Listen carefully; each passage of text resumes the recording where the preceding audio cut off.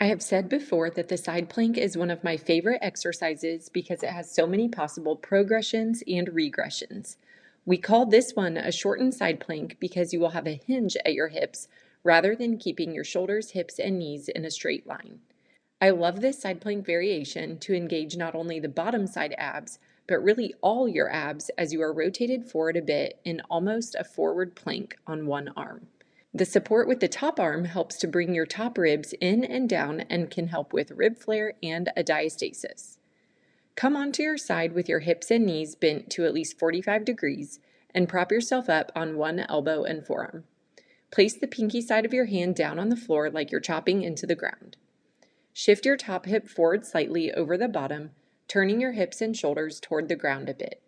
This helps bring some length into the lower side glutes and enable you to recruit more abs in this exercise. Place your top hand on the floor in front of you. Push into the ground through that top hand and the outside of the bottom knee and lift up out of the bottom side armpit and bottom abs to raise your side off the ground. Try to keep your knees in front of your hips as best as you can. Inhale into your back, sides, and hips.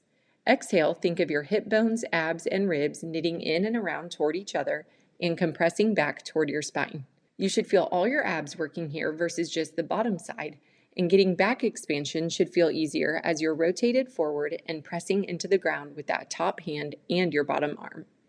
Hold here for at least 3 to 5 breaths or as long as prescribed in your program. Check your form to make sure you're not crunching down as you push through the top arm, but rather keep a long spine with your collarbones wide and lifted. As I mentioned, for those with a rib flare, pressing the top hand into the ground should help you more successfully knit your ribs in and down where we want them to be. Once you can maintain this position without too much pressure through that top arm and hand, you can try taking away the assist from the top arm and extend it out to the side to rest it gently on the floor. You should feel this plank in your abs, your bottom side glute med, and your bottom side serratus. If pressing and lifting through your bottom armpit is challenging to you, you can try extending your top leg out like a kickstand in front of you for a little more support. You should not feel any scapula winging, as can happen if you're sinking into that shoulder.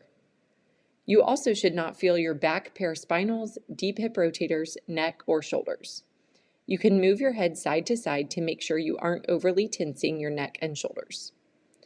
If you notice your belly button starting to turn toward the ceiling rather than to the floor as you lift up into the plank, you may be using more back muscles rather than your abs. In this case, shift your top knee forward more to help bring the work back to your abs. You can also start with your knees closer into your body to make the angle at the hips closer to 90 degrees.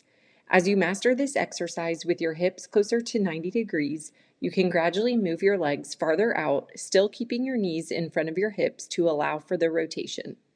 If you feel your top knee wanting to squeeze and clamp down to that lower leg, you may be trying to use your adductors rather than your bottom side glute med. You can wiggle that top side leg just a bit to help call out your bottom side glute and get it to activate more.